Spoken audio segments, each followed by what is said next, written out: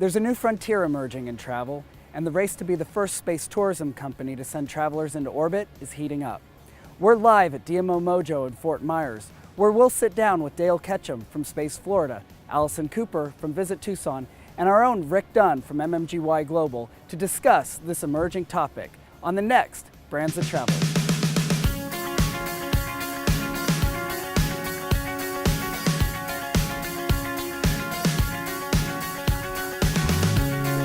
All right, so Dale, Allison, and Rick, thank you for joining us today on Brands That Travel. Let's begin today with you, Dale. So the idea of space tourism is not exactly new, though it is a new frontier for travel. Russia has been doing this for about a decade, but the price tag is about $40 million. Why don't you tell us just a little bit about the state of the industry currently and the mission of Space Florida specifically as it relates to tourism? Sure.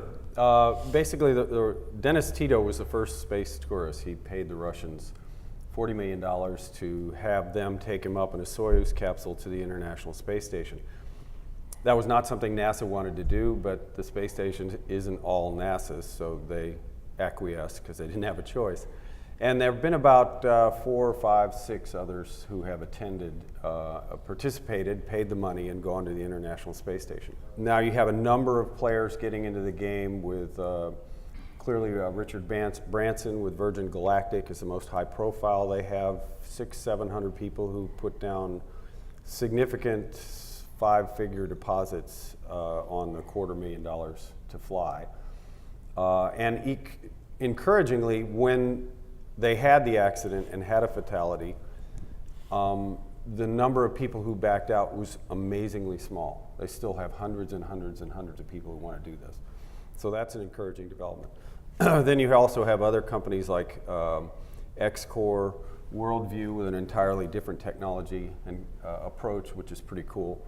But the big dog who's waded into this arena is Jeff Bezos with Blue Origin. He is launching a small vehicle to suborbital out of Texas, and he has successfully launched that vehicle now without people, but launched it 4 or 5 times, and the last 3 with the exact same vehicle that he only just sort of cleaned up and used it again like an aircraft, which is the goal for spacecraft, is to not throw away your aircraft after you've flown from LA to New York. It will lower the price. Just on Space Florida, we're primarily, we're what's called a special district of the state of Florida. We're like an airport authority or a seaport authority, but we're for spaceports. And Florida obviously has a legacy with that.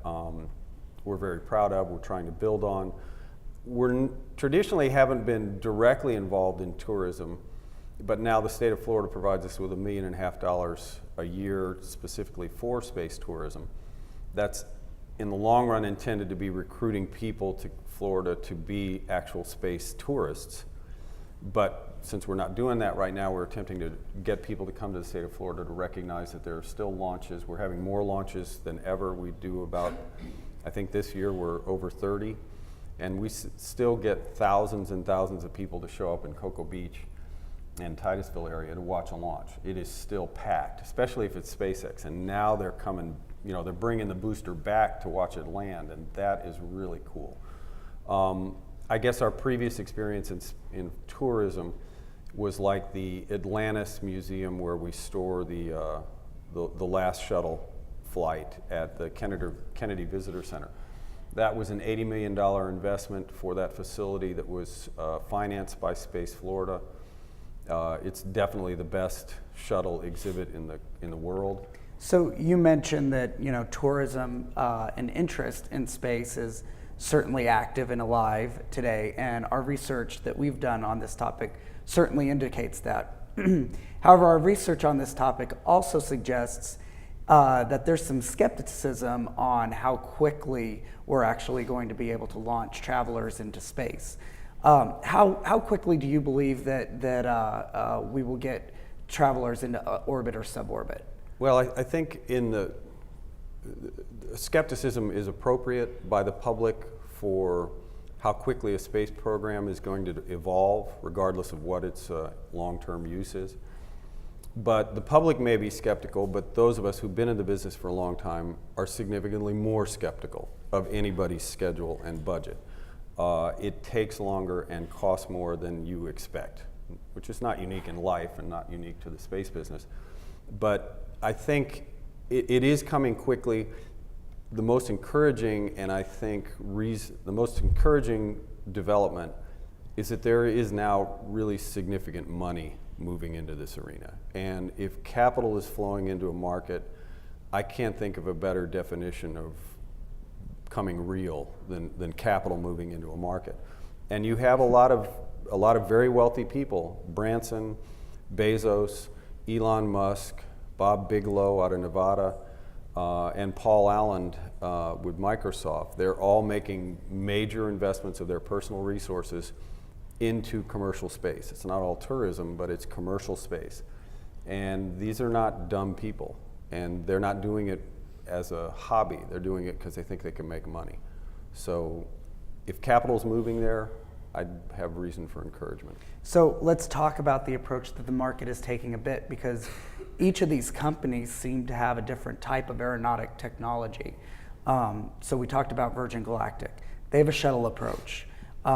They are going to have a carrier plane that takes the shuttle up before they go into suborbit.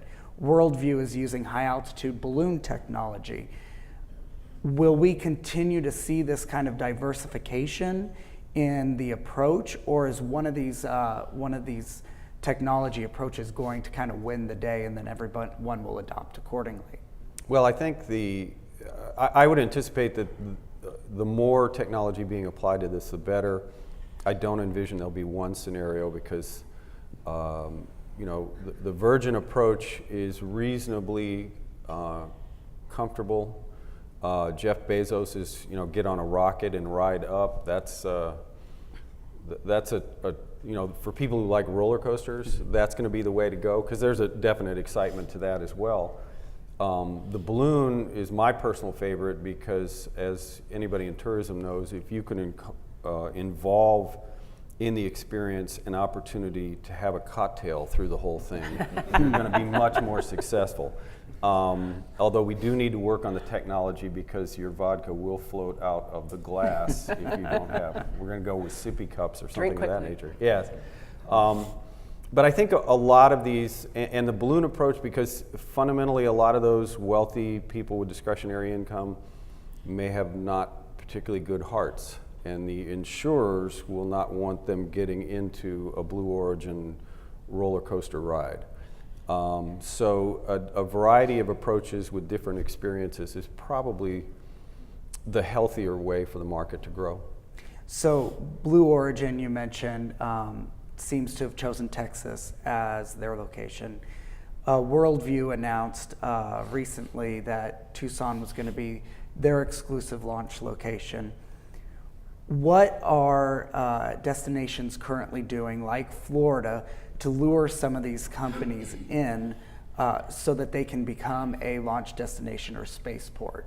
Blue right now is just, and Worldview and Virgin, they're just suborbital. You're just going up to the blackness of space, see the curvature of Earth, and a temporary weightlessness, all of which very, very cool. But if you're going to go into orbit, then you need a bigger booster to give you the energy to get into orbit, and you have to go east and go into the orbit. The Earth is orbiting this way, you want to fly into it. So Florida's going to get its share. If you go straight up, the FAA, who's responsible for safety on spacecraft as well as aviation, the higher you go up, the wider the area you need to have clear in case you have a bad day and blow up. So debris comes down, so they have to be concerned about people on the ground, as they are with aircraft.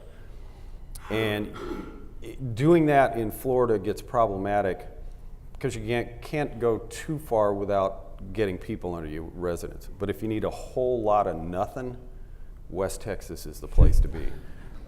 We're pretty confident that it's important to us that the whole industry grow.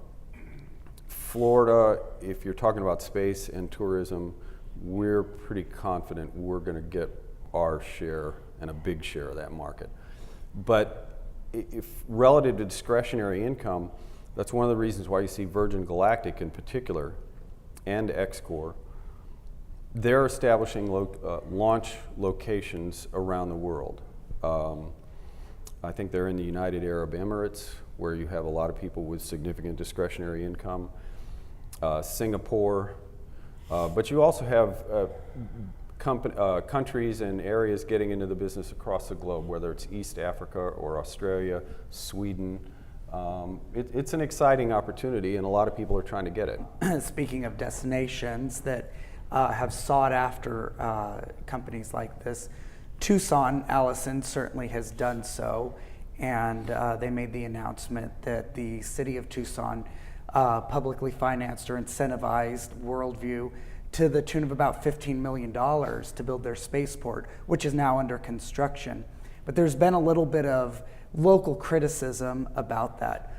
What kind of economic impact is the city or the destination saying this type of travel tourism sector will bring to the city? Yeah, well, we're actually, the funding's actually coming from the county at $15 million, and we're very excited about it for Visit Tucson, and we're jumping on board, and the counties certainly are, primary funder. They fund us at 50%. It's going to create 450 jobs. At the end of the day, they're always looking about job creation, and that's really important. I think it fits in beautifully with our brand in terms of really drawing the elite traveler. We're known as a science city. The Worldview founders, they were part of that initial Biosphere 2 experiment back in the 90s. The county looked at it. They're going to be paying rent. I mean, basically the county is financing the structure so that they can manufacture there. They're going to get it paid back, and we think in terms of economic development, it's going to be huge to really be the first to launch, and we're hoping that it launches in 2017. I did, listen very closely to Dale that nothing really gets launched on time, but we're excited about that, and I think it will really deliver over time hundreds of millions of dollars. And then even in terms of just the criticism with the wealthy and the elite, just to Dale's point, there are going to be so many people who will want to go and watch that launch, take place. And that's just another way for us to create some, excitement for our destination. Has there been excitement created since the announcement outside of the local market? Have you generated much buzz since it was announced earlier this year? Some, yes. I mean, people are always asking, why Tucson? Why your community? And I think it is such a perfect fit. The fact that we are a science city. I mean, we're known for being a city for stargazing. We have, the clearest skies out there, and astrotourism is $250 million. We've got the Biosphere. It's, one of the top, 50 must-see attractions out there. And yes, I think it's a natural fit, and we'll get more buzz as this moves forward. I think the fact that the county and its investment of $15 million ensures that we'll get started. So, Rick, Allison touched on this a little bit, but tell us about how something like this could impact a destination brand, be it Tucson, the state of Florida, or other U.S. Destinations. We know through our own research that the people that are interested in doing this are obviously the wealthy, the younger. They're interested in those experiences. They're more about the experience. There's no better experience than going to space, right? And I think, we were talking about the Henry and Henriettas yesterday, right? I mean, these people will, as that price point drops, want to do this more and more. For those particular destinations, Tucson, Allison touched on it, it's all about free yourself. That's sort of the brand essence that they have. And there's nothing more freeing probably than floating in space. I would, with a drink, with the balloon, probably is the way I would choose to do that. So it fits in with what they do. With Florida, I think, and certainly I'm the same way, watching the space shuttle program, that was always a big interest of mine. I associate Florida with NASA, with space. And I think on a broader brand level, when you think about Disney and imagination and this idea of going to space, again, tying back to those experiences, I mean, it's such a huge bragging right thing, but it fits with Florida, certainly fits with Tucson, I think, too. So you mentioned the MMGY Horizons research that we did. One of the other things that research showed was that most of these companies have very little brand awareness thus far. Of them, Virgin Galactic is the one carrying the day. Do you think there is a reason that Virgin Galactic is leading in brand awareness, or that these other brands are not very well known in the traveling community yet? Yeah, I think there are a couple. I mean, one, Virgin is always very consistent with their message, with their brand, and I think they get a lot of credit for doing different things. I mean, he does music, they have the airline, so when they're stepping out of that, people, I think, just naturally say, okay, they believe that. I think that's core to a brand. Second, I think it's more about Richard Branson's personal brand, in the way that he promotes the company and everything he does. I've seen him, he walks on the wings of planes to promote things. I've seen him scale down, buildings. And so when you hear that he's going to do this and putting the money behind it, it's just that more believable, I think. Not to say that the other people aren't going to do that, because they obviously have the money and want to make money at it.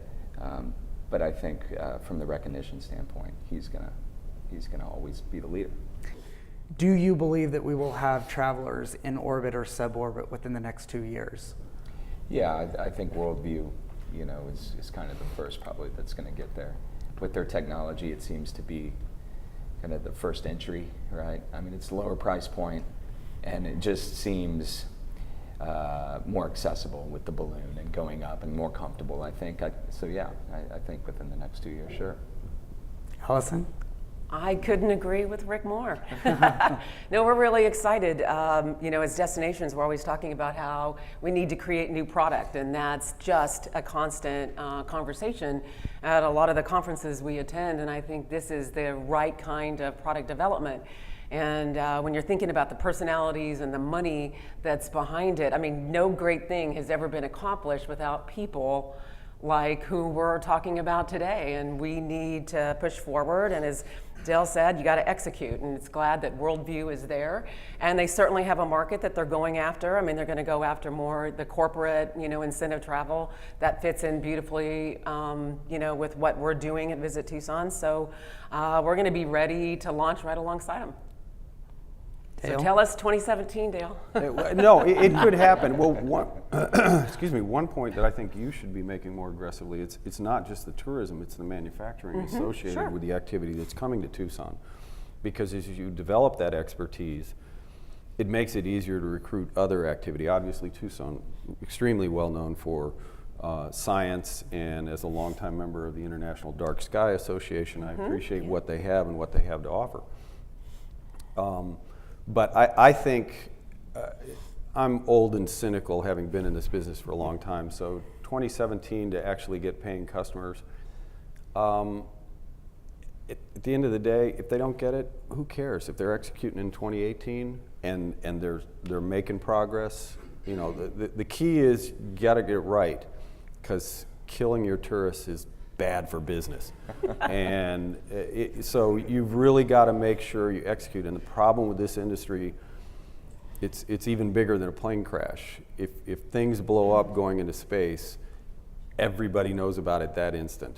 And so it's really important that you get it right than getting it done in a hurry.